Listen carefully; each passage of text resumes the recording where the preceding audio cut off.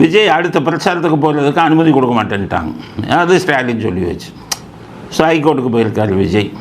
High court சொல்லிடுச்சு அனுமதி கொடுத்துட்டேன் அப்படின்னு. ஆனால் கண்டிஷன் போட்டுருக்கு, சட்டவிரோதமாக எதுவும் செய்யக்கூடாது. வாழைமரம் திருடுனா அவன் இதுக்கு மட்டும் எப்படி அனுமதி கொடுத்தீங்க? வாழைமரம் திருடுவது சட்டவிரோதம் இல்லையா? கிளப் டான்ஸ் மாதிரி அரைகுறை ஆடையுடன் மேடையில் ஆடுவது சட்டவிரோதம் இல்லையா? பல சட்டவிரோதங்களை திமுககாரங்க செய்யும்போது ஆளும் கட்சியில் இருக்கிறார்கள் என்ற ஒரே காரணத்தின் அடிப்படையில் இவர்களுக்கு அனுமதி கிடைக்கிறது. ஆனால் மற்ற கட்சிகள் கொடுக்கும்போது ஒன்றுக்குமே ஹைகோர்ட்டில் போய் அனுமதி வாங்க வேண்டியது இருக்குது. இதுதான் திராவிட மாடலின் கேவலமான ஆட்சி. அடுத்தது விஜய்க்கு ஒரு பெரிய இது வந்திருக்கு. விஜய் இதில் கேர்ஃபுல்லாக இல்லைன்னா உங்களை ஏமாற்றி உங்களை இது பண்ணிடுவாங்க. டிடிவி தினகரன் இங்கேருந்து அப்படியே கூட்டணி தாவி விஜய்கிட்ட பேசிக்கிட்டு இருக்காரு. எத்தனை சீட்டு கேட்குறாரு? 60 சீட்டான். தமிழ்நாட்டு மக்கள் நல்லா யோசிங்க. டிடிவி தினகரனுக்கு ஊருக்கு 50 ஓட்டு இருக்கா? ஒரு தெருவுக்கு 2 ஓட்டு இருக்கா? போன தடவை எலெக்ஷனில் திமுக டிடிவி தினகரன் எம்பியில் நின்னார். நிறையா பூத்துகளில் 0 ஓட்டு டிடிவி தினகரனுக்கு. அங்கங்கே 200 300 கொடுத்து சீட்டை வாங்கினார் ஓட்டை. இவர் இப்போ பிஜேபி கூடயே இருந்துட்டு இங்கே தேர்தல் இவருக்கு விஜய் கூட்டு இது அனுப்பினார்.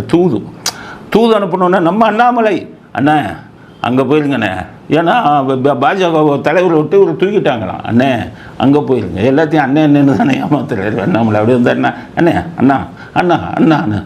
அதனால் அவரை அனுப்பி விட்டது விஜய் கூட்டணிக்கு. அவர் தான் நிச்சயம் ஒரு நாள் வெளியில் வரும் அண்ணாமலை செஞ்சது.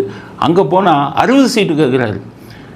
இவர் விஜய் அரசியல் அனுபவம் வேணாம், 25 சீட்டு கொடுக்குறேன்னு ஒத்துக்கிட்டாரு. டிடிவி தினகரனுக்கு ஓட்டே கிடையாது. அதனால தான் அங்கே ஓடி இப்போ இது பண்ணிட்டாரு. கூடிய விரைவில் டிடிவி தினகரன் விஜயை சந்திக்க போகிறாராம்.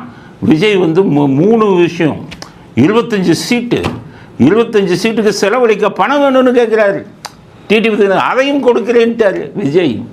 3வது என்ன பண்ணியிருக்காரு தெரியுமா விஜய்? ஆட்சியில் பங்கு.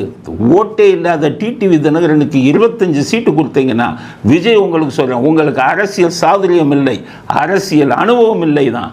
டிடிவி தினகரன் மாதிரியால் கோச்சத்தைக்குன்னா ஓட்டு போடுறவனும் போட மாட்டான். அதுவும் தென் மாநிலங்களில் தென் மாவட்டங்களில் கொடுக்க போகிறான் விஜய். தென் மாவட்டங்களில் போனால் உதைப்பாங்க அவங்கள. பசும்பொன் முத்துராமலிங்கத்திற்கு விமான நிலையத்துக்கு பேர் வைக்கணும்னா நல்லா இருக்கிற சமுதாயத்தில் குழப்பத்தை உருவாக்காதீர்கள்னு எடப்பாடிக்கு பதில் சொன்னவர் இவர். அங்கே போக சொல்லுங்கள் உங்கள் டிடிவி தினகரனை. அங்கே கட்சி ஜாதி ரீதியாக என்னென்ன விஷயத்தை பேசியிருக்காரு தெரியுமா? அவர் போய் தஞ்சாவூர் பக்கம் போக சொல்லுங்கள். தஞ்சாவூர்லேயே டெபாசிட் கிடைக்காது. அதனால் டிடிவி தினகரனை கூட சேர்த்தீங்கன்னா உங்களுடைய இது பாதிக்கப்படும். நீங்கள் முடிஞ்சால் தனியாக நில்லுங்க. இந்த மாதிரி ஆளுங்களெல்லாம் சேர்த்து கட்சியை குட்டிச்சவர் ஆக்கிறாதீங்க. மக்களிடம் உங்களுக்கு இருக்கும் ஆதரவை இழந்து விடாதீர்கள் அப்படிங்கிறது அவருக்கு அறிவுரை நம்ம கூறுறோம். அவருக்கு அவர் அறிவுரை கேட்குற நிலைமையில் இருப்பாரான்னு தெரியாது. ஆனால் அவர் மிகப்பெரிய தவறு செய்கிறார். செல்வாக்கு இல்லாத ஆளுங்கிட்ட உங்களோட கூட்டணி யாரும் வரலையா? தனியாக நில்லுங்க, மக்கள் ஓட்டு போட்டால் போடட்டும். இப்படிப்பட்ட ஆளுங்களை வச்சுக்கிட்டு இன்றைக்கி பாஜக அதிமுக அதில் இருந்துக்கிட்டு அண்ணாமலை பேச்சுக்கிட்டு உடனே உங்கள் பக்கம் சேர்றவர் நாளைக்கு 25 சீட்டு ஜெயிச்ச உடனே பேரம் பேசி வேறு பக்கம் போய் உங்களை கவுத்துவாரா இல்லையா? அதனால் இப்படிப்பட்ட ஆட்களை நம்பாதீர்கள் விஜய். இது எங்களுடைய கருத்து. முடிவு எடுக்கிறது உங்களுடையது. நீங்கள் முடிவை எப்படி எடுக்கிறீங்கிறத வச்சு உங்களுக்கு அரசியல் சாதுரியம் எந்த அளவுக்கு இருக்குங்கிறத நாங்கள் தெரிஞ்சுக்கலாம். அதனால் விஜய்க்கு நாங்கள் கூறும் அறிவுரை, 25 சீட்டில் நீங்கள் நிறுத்துங்க விஜய். 25 சீட்டை அவர் தோக்கலைன்னா எங்களை சொல்லுங்கள். நிற்கட்டுமே. தென் மாநிலங்கள் மாவட்டத்தில் தென் மாவட்டங்களில் ஜாதிக்கு எதிராக எவ்வளவு விஷயத்தை பேசியிருக்காரு தெரியுமா அவர்? அதனால் டிடிவி தினகரனை சேர்த்து கொள்ள வேண்டுமானால் உங்களுக்கு கெட்ட காலம் அப்படிங்கிறது தான் எங்களுடைய அறிவுரை. விஜய்க்கு நாங்கள் சொல்வது, கேட்பதும் கேட்காததும் உங்கள் இஷ்டம்.